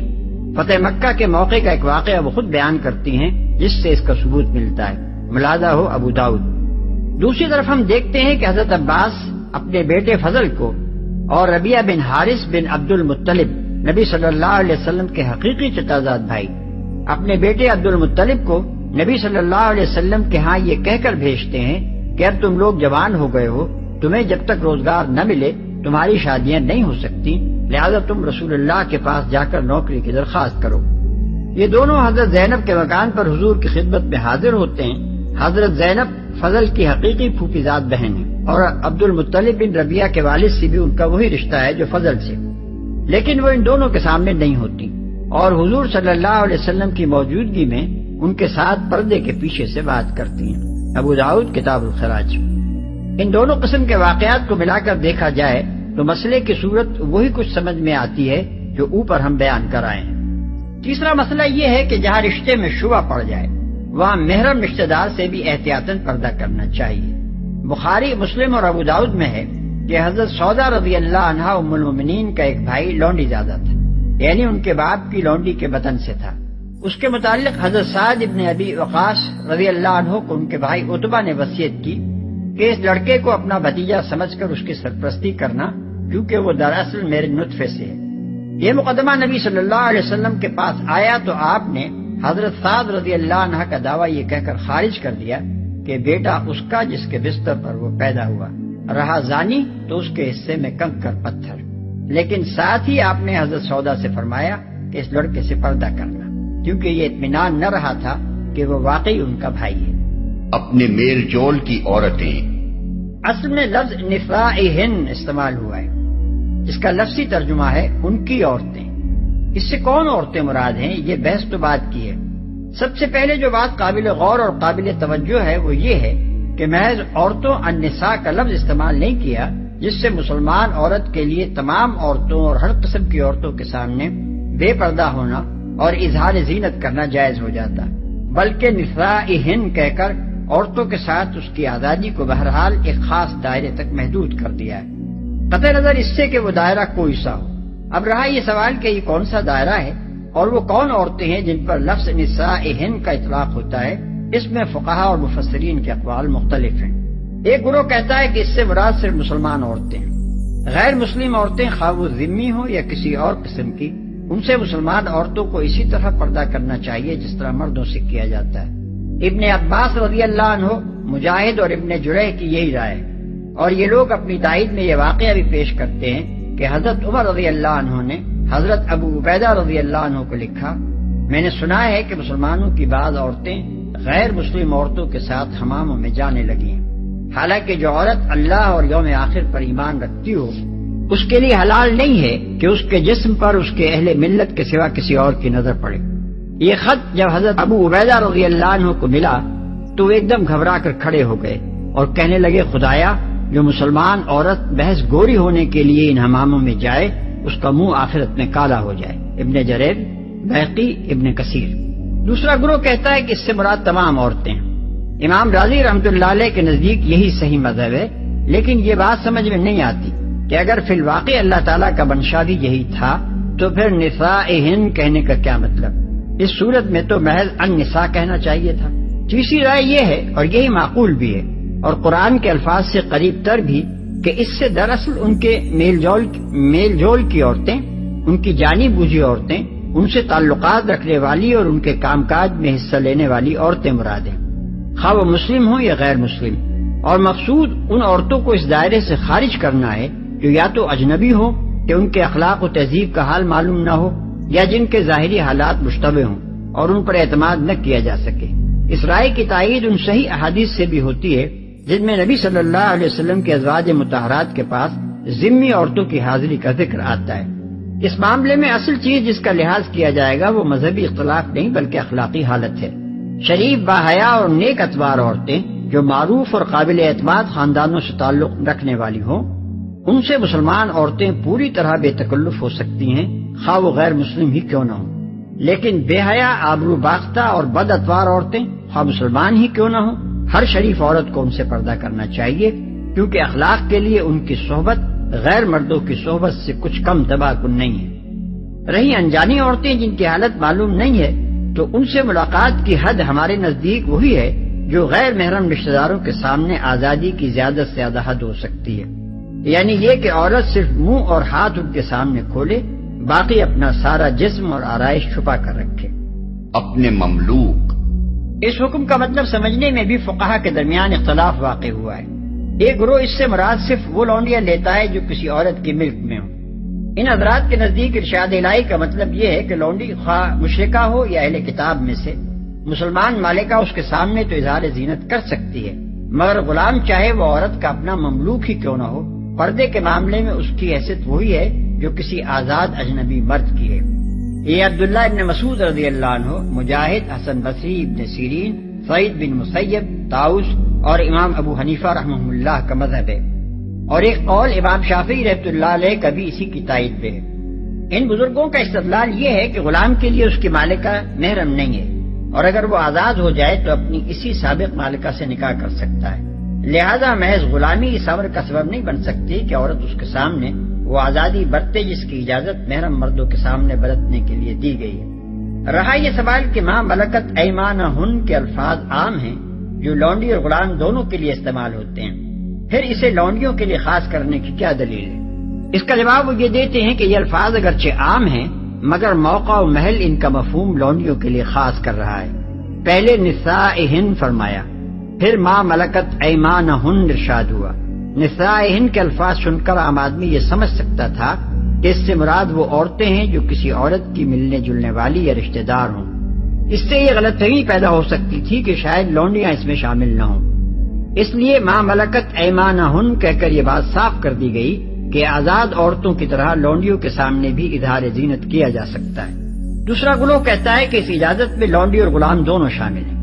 یہ حضرت عائشہ رضی اللہ عنہا اور ام سلمہ رضی اللہ عنہا اور بعض ائمہ اہل بیت کا مذہب ہے، اور امام شافعی رحمۃ اللہ علیہ کا مشہور قول بھی یہی ہے۔ ان کا استدلال صرف لفظ ما ملکت ایمانہن کے عموم ہی سے نہیں ہے، بلکہ وہ سنت سے بھی اپنی تائید میں شواہد پیش کرتے ہیں۔ مثلا یہ واقعہ کہ نبی صلی اللہ علیہ وسلم ایک غلام عبداللہ بن مسعدہ الفزاری کو لیے ہوئے حضرت فاطمہ کے ہاں تشریف لے گئے۔ وہ اس وقت ایک ایسی چادر اوڑھے ہوئے تھیں جس سے سر ڈھانکتی تھی تو پاؤں کھل جاتے تھے، اور پاؤں ڈھانکتی تھی تو سر کھل جاتا تھا۔ نبی صلی اللہ علیہ وسلم نے ان کی گھبراہٹ دیکھ کر فرمایا، کوئی حرج نہیں، یہاں بس تمہارا باپ ہے اور تمہارا غلام۔ ابو داؤد، احمد، بہقی بروایت انس بن مالک رضی اللہ عنہ۔ ابن عساکر نے اپنی تاریخ میں لکھا ہے کہ یہ غلام نبی صلی اللہ علیہ وسلم نے حضرت فاطمہ کو دے دیا تھا۔ انہوں نے اسے پرورش کیا اور پھر آزاد کر دیا، مگر اس احسان کا جو بدلہ اس نے دیا وہ یہ تھا کہ جنگ صفین کے زمانے میں وہ حضرت علی رضی اللہ عنہ کا بدترین دشمن اور امیر معاویہ رضی اللہ عنہ کا پرجوش حامی تھا۔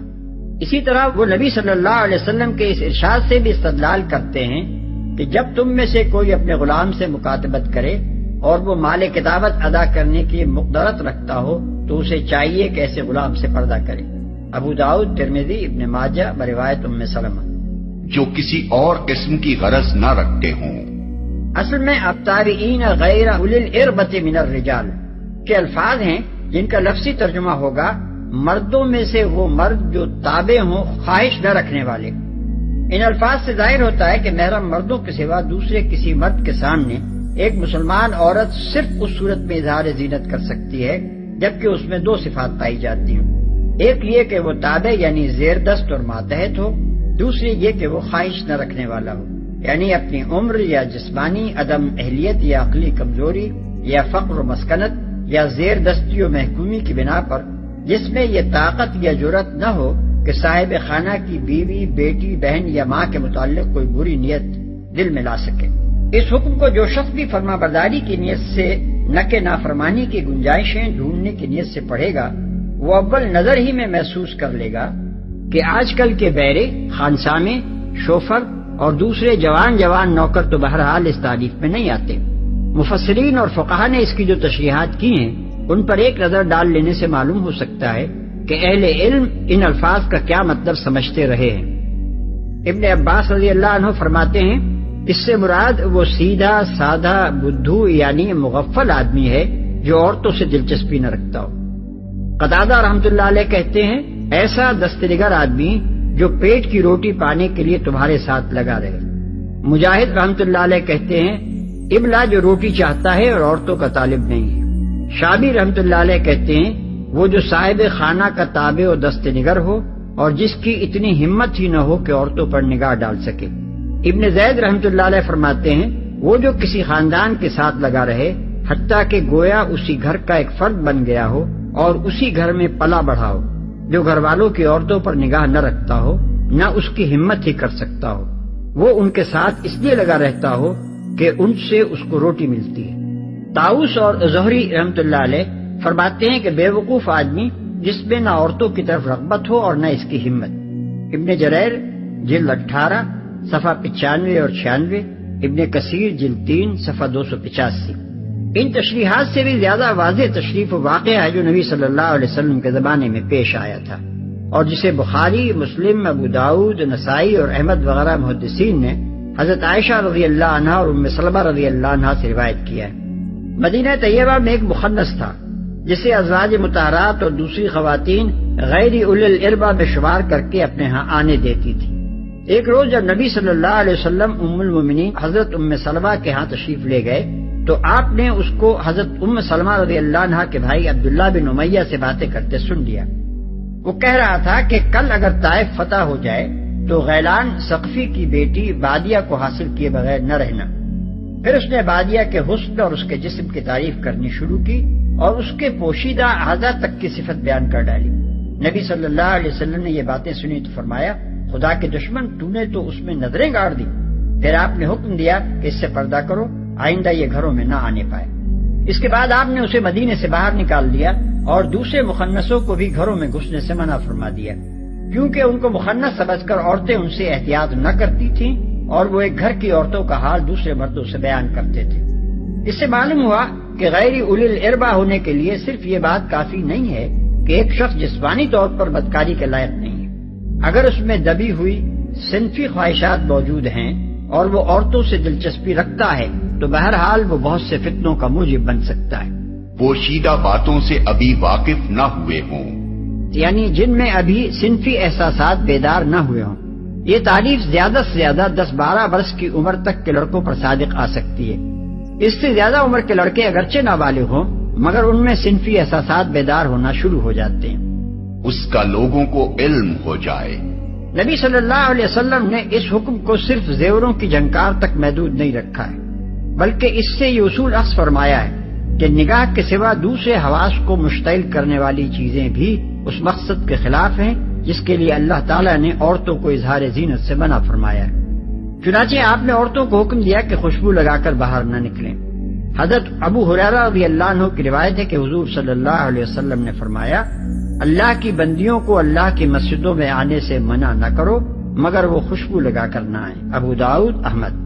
اسی مضمون کی ایک دوسری حدیث میں ہے کہ ایک عورت مسجد سے نکل کر جا رہی تھی کہ حضرت ابو ہریرہ رضی اللہ عنہ اس کے پاس سے گزرے اور انہوں نے محسوس کیا کہ وہ خوشبو لگائے ہوئے ہے۔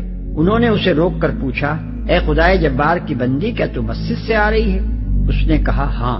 بولے، میں نے اپنے محبوب ابو القاسم صلی اللہ علیہ وسلم کو یہ فرماتے سنا ہے کہ جو عورت مسجد میں خوشبو لگا کر آئے اس کی نماز اس وقت تک قبول نہیں ہوتی جب تک وہ گھر جا کر غسل جنابت نہ کر لے۔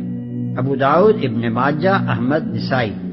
ابو موسیٰ اشعری رضی اللہ عنہ فرماتے ہیں کہ نبی صلی اللہ علیہ وسلم نے فرمایا، جو عورت عطر لگا کر راستے سے گزرے تاکہ لوگ اس کی خوشبو سے لطف اندوز ہوں تو وہ ایسی اور ایسی ہے۔ آپ نے اس کے لیے بڑے سخت الفاظ استعمال فرمائے۔ ترمذی، ابو داؤد، نسائی۔ آپ کی ہدایت یہ تھی کہ عورتوں کو وہ خوشبو استعمال کرنی چاہیے جس کا رنگ تیز ہو اور بو ہلکی ہو۔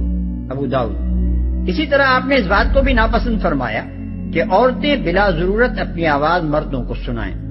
ضرورت پڑنے پر بات کرنے کی اجازت تو خود قرآن میں دی گئی اور لوگوں کو دینی مسائل خود نبی صلی اللہ علیہ وسلم کے ازواج مطہرات بتایا کرتی تھیں، لیکن جہاں اس کی نہ ضرورت ہو اور نہ کوئی دینی یا اخلاقی فائدہ، وہاں اس بات کو پسند نہیں کیا گیا ہے کہ عورتیں اپنی آواز غیر مردوں کو سنائیں۔ چنانچہ نماز میں اگر امام بھول جائے تو مردوں کو حکم ہے کہ سبحان اللہ کہیں، مگر عورتوں کو ہدایت کی گئی ہے کہ اپنے ایک ہاتھ پر دوسرا ہاتھ مار کر امام کو متنبہ کریں۔ بخاری اور مسلم۔ احمد، ترمذی، ابو داؤد، نسائی، ابن ماجہ۔ اللہ سے توبہ کرو، یعنی ان لغزشوں اور غلطیوں سے توبہ کرو جو اس معاملے میں اب تک کرتے رہے ہو، اور آئندہ کے لیے اپنے طرز عمل کی اصلاح ان ہدایات کے مطابق کر لو جو اللہ اور اس کے رسول نے دی ہیں، فلاح پاؤ گے۔ اس موقع پر مناسب معلوم ہوتا ہے کہ ان دوسری اصلاحات کا بھی ایک خلاصہ دے دیا جائے جو ان احکام کے نزول کے بعد قرآن کی روح کے مطابق نبی صلی اللہ علیہ وسلم نے اسلامی معاشرے میں رائج فرمائی۔ 1، آپ نے محرم رشتہ داروں کی غیر موجودگی میں دوسرے لوگوں کو، خواہ وہ رشتہ دار ہی کیوں نہ ہو، کسی عورت سے تنہا ملنے اور اس کے پاس تنہا بیٹھنے سے منع فرما دیا۔ حضرت جابر بن عبداللہ رضی اللہ عنہ کی روایت ہے کہ آپ نے فرمایا، جن عورتوں کے شوہر باہر گئے ہوئے ہوں ان کے پاس نہ جاؤ، کیونکہ شیطان تم میں سے ایک شخص کے اندر خون کی طرح گردش کر رہا ہے۔ ترمذی۔ انہی حضرت جابر رضی اللہ عنہ کی دوسری روایت ہے کہ حضور صلی اللہ علیہ وسلم نے فرمایا، جو شخص اللہ اور روز آخر پر ایمان رکھتا ہو وہ کبھی کسی عورت سے تنہائی میں نہ ملے جب تک کہ اس کے ساتھ اس عورت کا کوئی محرم نہ ہو، کیونکہ تیسرا اس وقت شیطان ہوتا ہے۔ احمد۔ قریب قریب اسی مضمون کی ایک اور روایت امام احمد نے عامر بن ربیعہ سے نقل کی ہے۔ اس معاملے میں حضور صلی اللہ علیہ وسلم کی اپنی احتیاط کا یہ عالم تھا کہ ایک دفعہ رات کے وقت آپ حضرت صفیہ رضی اللہ عنہا کے ساتھ ان کے مکان کی طرف جا رہے تھے۔ راستے میں 2 انصاری پاس سے گزرے، آپ نے ان کو روک کر ان سے فرمایا، میرے ساتھ میری بیوی صفیہ رضی اللہ عنہا ہیں۔ انہوں نے عرض کیا سبحان اللہ یا رسول اللہ، بھلا آپ کے متعلق بھی کوئی بدگمانی ہو سکتی ہے؟ فرمایا شیطان آدمی کے اندر خون کی طرح گردش کرتا ہے، مجھے اندیشہ ہوا کہ کہیں وہ تمہارے دل میں کوئی برا گمان نہ ڈال دے۔ ابو داؤد۔ 2، آپ نے اس کو بھی جائز نہیں رکھا کہ کسی مرد کا ہاتھ کسی غیر محرم عورت کے جسم کو لگے، چنانچہ آپ مردوں سے بیعت تو ہاتھ میں ہاتھ لے کر کرتے تھے، لیکن عورتوں سے بیعت لینے کا یہ طریقہ آپ نے کبھی اختیار نہیں فرمایا۔ حضرت عائشہ رضی اللہ عنہا کہتی ہیں کہ نبی صلی اللہ علیہ وسلم کا ہاتھ کبھی کسی غیر عورت کے جسم کو نہیں لگا، آپ عورت سے صرف زبانی عہد لیتے تھے، اور جب وہ عہد کر چکتی تو فرماتے جاؤ بس تمہاری بیعت ہو گئی۔ ابو داؤد کتاب الخراج۔ 3، آپ نے عورت کو محرم کے بغیر تنہا یا غیر محرم کے ساتھ سفر کرنے سے سختی کے ساتھ منع فرما دیا۔ بخاری و مسلم میں ابن عباس رضی اللہ عنہ کی روایت ہے کہ حضور صلی اللہ علیہ وسلم نے خطبے میں فرمایا، کوئی مرد کسی عورت سے خلوت میں نہ ملے جب تک کہ اس کے ساتھ اس کا کوئی محرم نہ ہو، اور کوئی عورت سفر نہ کرے جب تک کہ اس کا کوئی محرم اس کے ساتھ نہ ہو۔ ایک شخص نے اٹھ کر عرض کیا، میری بیوی حج کو جا رہی ہے اور میرا نام فلاں مہم پر جانے والوں میں لکھا جا چکا ہے۔ حضور صلی اللہ علیہ وسلم نے فرمایا، اچھا تو تم اپنی بیوی کے ساتھ حج کو چلے جاؤ۔ اس مضمون کی متعدد احادیث ابن عمر، ابو سعید خدری اور ابو ہریرہ رضی اللہ عنہم سے معتبر کتب حدیث میں مروی ہیں، جن میں صرف مدت سفر یا مسافت سفر کے اعتبار سے اختلاف بیان ہے، مگر اس امر میں اتفاق ہے کہ کسی مومن عورت کے لیے جو اللہ اور یوم آخر کو مانتی ہو محرم کے بغیر سفر کرنا حلال نہیں ہے۔ ان میں سے کسی حدیث میں 12 میل یا اس سے زیادہ کے سفر پر پابندی کا ذکر ہے، کسی میں 1 دن، کسی میں 1 شب و روز، کسی میں 2 دن اور کسی میں 3 دن کی حد بتائی گئی ہے۔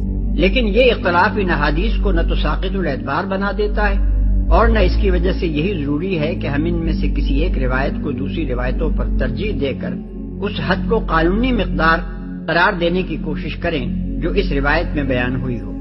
اس لیے کہ اس اختلاف کی یہ معقول وجہ سمجھ میں آ سکتی ہے کہ مختلف مواقع پر جیسی صورت معاملہ حضور صلی اللہ علیہ وسلم کے سامنے پیش ہوئی ہو، اسی کے لحاظ سے آپ نے حکم بیان فرمایا ہو۔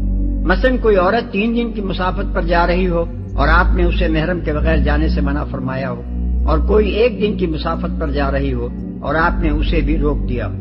اس میں مختلف سائلوں کے الگ الگ حالات اور ہر ایک کو آپ کے مختلف جوابات اصل چیز نہیں ہیں، بلکہ اصل چیز وہ قاعدہ ہے جو اوپر ابن عباس والی روایت میں ارشاد ہوا ہے، یعنی سفر جسے عرف عام میں سفر کہا جاتا ہے محرم کے بغیر کسی عورت کو نہ کرنا چاہیے۔ 4، آپ نے عورتوں اور مردوں کے اختلاط کو روکنے کی عملاً بھی کوشش فرمائی اور قولاً بھی اس سے منع فرمایا۔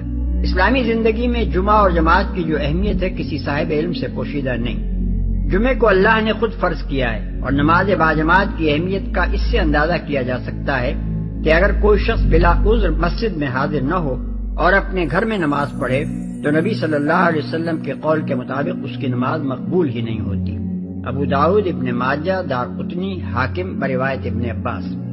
لیکن نبی صلی اللہ علیہ وسلم نے عورتوں کو جمعے کی فرضیت سے مستثنا قرار دیا۔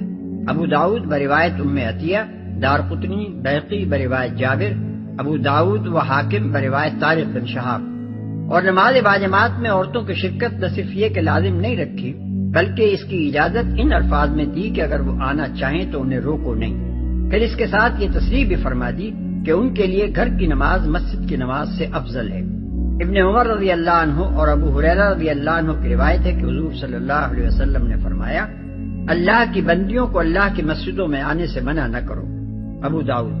دوسری روایات ابن عمر رضی اللہ عنہ سے ان الفاظ اور ان سے ملتے جلتے الفاظ میں ہیں، عورتوں کو رات کے وقت مسجدوں میں آنے کی اجازت دو۔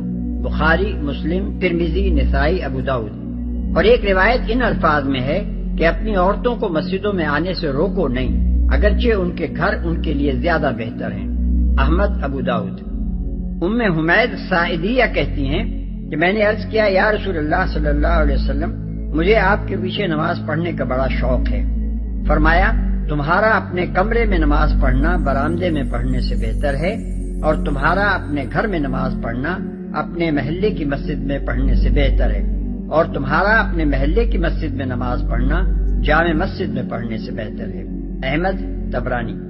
قریب قریب اسی مضمون کی روایت ابو داؤد میں عبداللہ ابن مسعود رضی اللہ عنہ سے مروی ہے، اور حضرت ام سلمہ کی روایت میں نبی صلی اللہ علیہ وسلم کے الفاظ یہ ہیں عورتوں کے لیے بہترین مسجد ان کے گھروں کے اندرونی حصے ہیں، احمد طبرانی۔ لیکن حضرت عائشہ رضی اللہ عنہا دور بنی امیہ کی حالت دیکھ کر فرماتی ہیں کہ اگر نبی صلی اللہ علیہ وسلم عورتوں کی یہ رنگ ڈھنگ دیکھتے جو اب ہیں تو ان کا مسجدوں میں آنا اسی طرح بند فرما دیتے جس طرح بنی اسرائیل کی عورتوں کا آنا بند کیا گیا تھا۔ بخاری، مسلم، ابو داؤد۔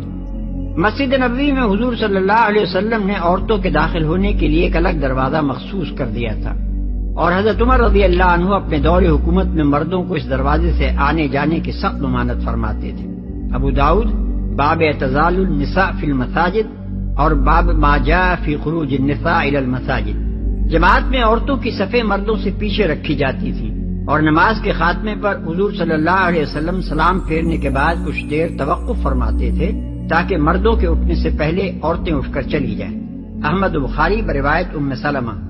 آپ صلی اللہ علیہ وسلم کا ارشاد تھا کہ مردوں کی بہترین صف سب سے آگے کی صف ہے اور بدترین صف سب سے پیچھے، یعنی عورتوں سے قریب کی صف، اور عورتوں کی بہترین صف سب سے پیچھے کی صف ہے اور بدترین صف سب سے آگے کی، یعنی مردوں سے قریب کی صف ہے۔ مسلم، ابو داؤد، ترمذی، نسائی، احمد۔ عیدین کی نماز میں عورتیں شریک ہوتی تھیں مگر ان کی جگہ مردوں سے الگ تھی، اور نبی صلی اللہ علیہ وسلم خطبے کے بعد عورتوں کی طرف جا کر ان کو الگ خطاب فرماتے تھے۔ ابو داؤد بروایت جابر بن عبداللہ، بخاری و مسلم بروایت ابن عباس۔ ایک مرتبہ مسجد نبوی کے باہر حضرت صلی اللہ علیہ وسلم نے دیکھا کہ راستے میں مرد اور عورت سب گڈمڈ ہو گئے۔ اس پر آپ نے عورتوں سے فرمایا، ٹھہر جاؤ، تمہارے لیے سڑک کے بیچ میں چلنا درست نہیں ہے، کنارے پر چلو۔ یہ ارشاد سنتے ہی عورتیں کنارے ہو کر دیواروں کے ساتھ ساتھ چلنے لگی۔ ابو داؤد۔ ان احکام سے صاف معلوم ہوتا ہے کہ عورتوں اور مردوں کی مخلوط مجلس اسلام کے مزاج سے کیسی سخت مغایرت رکھتی ہے۔ جو دین خدا کے گھر میں عبادت کے موقع پر بھی دونوں صنفوں کو خلطملط نہیں ہونے دیتا، اس کے متعلق کون تصور کر سکتا ہے کہ وہ کالجوں میں، دفتروں میں، کلبوں اور جلسوں میں اسی اختلاط کو جائز رکھے گا۔ 5، عورتوں کو اعتدال کے ساتھ بناؤ سگار کرنے کی آپ نے نہ صرف اجازت دی ہے بلکہ بسا اوقات خود اس کی ہدایت فرمائی ہے، مگر اس میں حد سے گزر جانے کو بڑی سختی کے ساتھ روکا ہے۔ اس زمانے میں جس قسم کے بناؤ سگار عرب کی عورتوں میں رائج تھے، ان میں سے حسب ذیل چیزوں کو آپ نے قابل لعنت اور سبب ہلاکت اقوام قرار دیا۔ اپنے بالوں میں دوسرے بال ملا کر ان کو زیادہ لمبا اور گھنا دکھانے کی کوشش کرنا، جسم کے مختلف حصوں کو گودنا اور مصنوعی تل بنانا، بال اکھاڑ اکھاڑ کر بھویں خاص وضع کی بنانا اور روئیں نوچ نوچ کر منہ صاف کرنا، دانتوں کو گھس گھس کر باریک بنانا یا دانتوں کے درمیان مصنوعی چھینیاں پیدا کرنا، زعفران یا درس وغیرہ کے مصنوعی اپٹن مل کر چہرے پر مصنوعی رنگ پیدا کرنا۔ یہ احکام صحیح ستہ اور مسند احمد میں حضرت عائشہ، حضرت اسماء بنت ابی بکر، حضرت عبداللہ ابن مسعود، عبداللہ بن عمر، عبداللہ ابن عباس اور حضرت معاویہ سے معتبر سندوں کے ساتھ مروی ہیں۔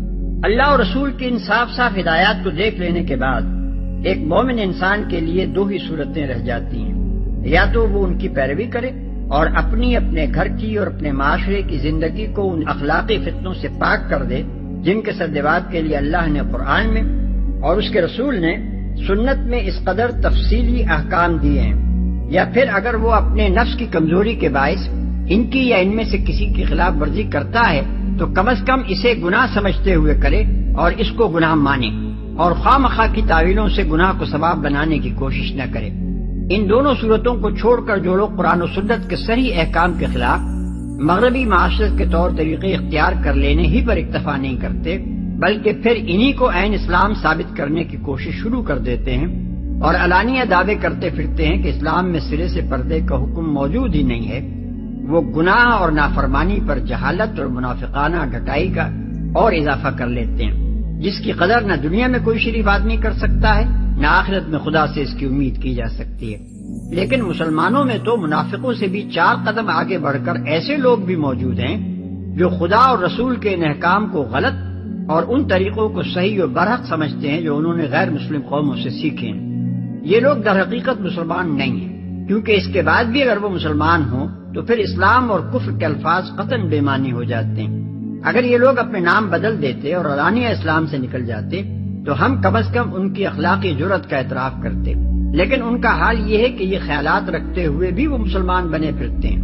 انسانیت کی اس سے زیادہ ذلیل قسم غالباً دنیا میں اور کوئی نہیں پائی جاتی۔ اس سیرت و اخلاق کے لوگوں سے کوئی جال سازی، کوئی فریب، کوئی دغابازی اور کوئی خیانت بھی خلاف توقع نہیں ہے۔ کچھ دیر نہ گزری تھی کہ ان دونوں عورتوں میں سے ایک شرم و حیا کے ساتھ چلتی ہوئی اس کے پاس آئی اور کہنے لگی، میرے والد آپ کو بلا رہے ہیں تاکہ آپ نے ہمارے لیے جانوروں کو پانی جو پلایا ہے اس کا اجر آپ کو دیں۔ موسیٰ جب اس کے پاس پہنچا اور اپنا سارا قصہ اسے سنایا تو اس نے کہا، کچھ خوف نہ کرو، اب تم ظالم لوگوں سے بچ نکلے ہو۔ شرم و حیا کے ساتھ چلتی ہوئی اس کے پاس آئی۔ حضرت عمر رضی اللہ عنہ نے اس فقرے کی یہ تشریح کی ہے کہ وہ شرم و حیا کے ساتھ چلتی ہوئی اپنا منہ گھونگھٹ سے چھپائے ہوئے آئی، ان بے باک عورتوں کی طرح درانہ نہیں چلی آئی جو ہر طرف نکل جاتی اور ہر جگہ جا گھستی ہیں۔ اس مضمون کی متعدد روایات سعید بن منصور، ابن جریر، ابن ابی حاتم اور ابن المنذر نے معتبر سندوں کے ساتھ حضرت عمر رضی اللہ عنہ سے نقل کی ہیں۔ اس سے صاف معلوم ہوتا ہے کہ صحابہ کرام رضوان اللہ تعالی علیہم اجمعین کے عہد میں حیاداری کا اسلامی تصور جو قرآن اور نبی صلی اللہ علیہ وسلم کی تعلیم و تربیت سے ان بزرگوں نے سمجھا تھا، چہرے کو اجنبیوں کے سامنے کھولے پھرنے اور گھر سے باہر بے باکانہ چلت پھرت دکھانے کے قطعاً خلاف تھا۔ حضرت عمر رضی اللہ عنہ صاف الفاظ میں یہاں چہرہ ڈھانکنے کو حیا کی علامت اور اسے اجانب کے سامنے کھولنے کو بے حیائی قرار دے رہے ہیں۔ اس کا اجر آپ کو دیں۔